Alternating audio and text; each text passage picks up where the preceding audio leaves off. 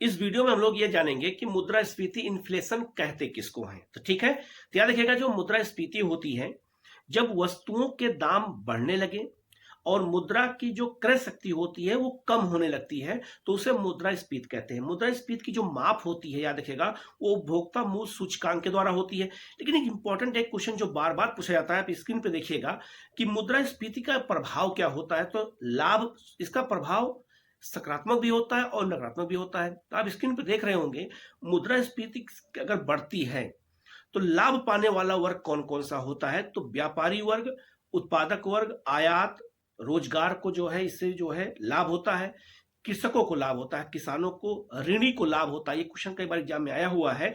उत्पादन जो इससे बढ़ता है, सार्वजनिक व्यय जो है ये ज्यादा होता है, और परिवर्तनशील आयु वर्ग को जो है लाभ होता है। लेकिन मुद्रास्फीति अगर बढ़ती है तो उसका हानि किस वर्ग को होता है, किस वर्ग को हानि उठानी पड़ती है। तो उपभोक्ता वर्ग को, ऋणदाता वर्ग को। ये क्वेश्चन कई बार आ चुका है। पेंशन भोगी, जो पेंशन पाता है उनको भी ये नुकसान होता है। जो है निर्यात, ये आपका कम हो जाता है।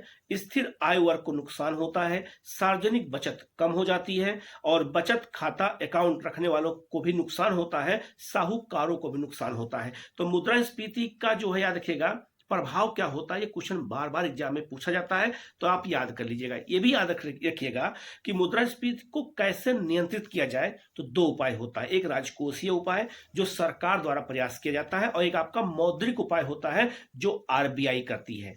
जो राजकोषीय उपाय होता है उस पर करारोपण में वृद्धि की जाती है, सार्वजनिक व्यय में कमी की जाती है, ऋणों में वृद्धि की जाती है, प्रत्यक्ष कार्रवाइयां होती हैं, सार्वजनिक वितरण प्रणाली को मजबूत किया जाता है, आयात में वृद्धि। ये सरकार का काम होता है। सरकार राजकोषीय उपाय के द्वारा मुद्रास्फीति पर नियंत्रण का काम करती है। लेकिन अगर मौद्रिक नीति के द्वारा, याद रखिएगा, आरबीआई क्या काम करती है, तो सीआरआर में वृद्धि कर देती है, एसएलआर में वृद्धि होती है, रेपो दर में वृद्धि की जाती है, रिवर्स रेपो दर में वृद्धि की जाती है, बैंक दर में वृद्धि की जाती है। तो बहुत सारे उपाय हैं।